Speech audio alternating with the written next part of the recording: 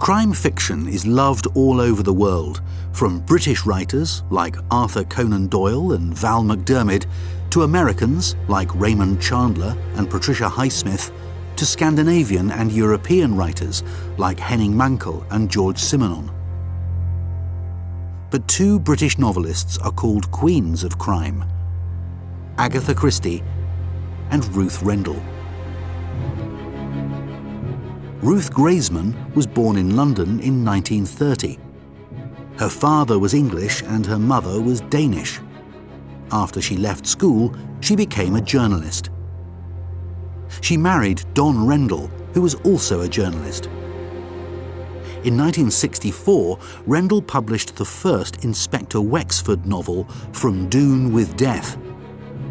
Wexford, a British policeman who appeared in 24 novels and some short stories, is still Rendell's best-known character, over 50 years after his first appearance. In 1975, Ruth and Don Rendell got divorced, but they remarried in 1977. Ruth Rendell continued to write, and she also started to write under the pseudonym Barbara Vine. The Barbara Vine novels are also crime novels, but they are much darker and more psychological. Some of her novels have been made into films, not only in English, but in other languages too. The French film La Cérémonie was adapted from the novel Judgment in Stone. And Pedro Almodóvar's film Carne Tremula is also based on a Rendell novel, Live Flesh. Ruth Rendell died in 2015. Today she is considered a queen of crime, but most people would probably agree that the original queen of crime is Agatha Christie. Agatha Miller was born in Torquay in the southwest of England in 1890. Her father was American and her mother British. In 1914, she married Archie Christie, who was an army pilot. Christie started to write and published her first novel in 1920, The Mysterious Affair at Styles, in which she created a Belgian private detective, Hercule Poirot. In December 1926, Christie became the centre of her very own mystery when she suddenly disappeared from the family home in Sunningdale near London. Her disappearance was big news in the UK and in the US. For 11 days, the police and the press searched for her.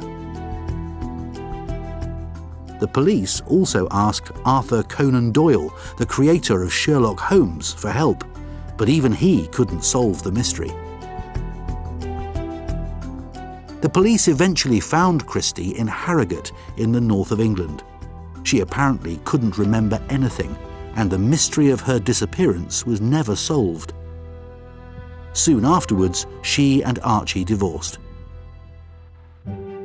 Agatha Christie continued to write. She also married again, to Max Mallowan, who was an archaeologist. This marriage was happy.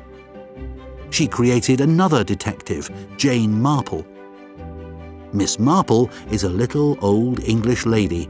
She lives in a small village and solves crimes quietly and often without leaving her armchair. She is totally different from Hercule Poirot, who Christie described as a complete egoist. She also wrote more personal novels under the pseudonym of Mary Westmacott.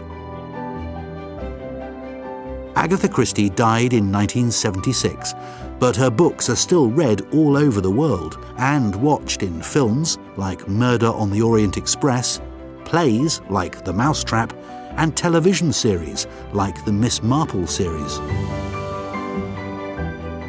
Ruth Rendell and Agatha Christie had many things in common.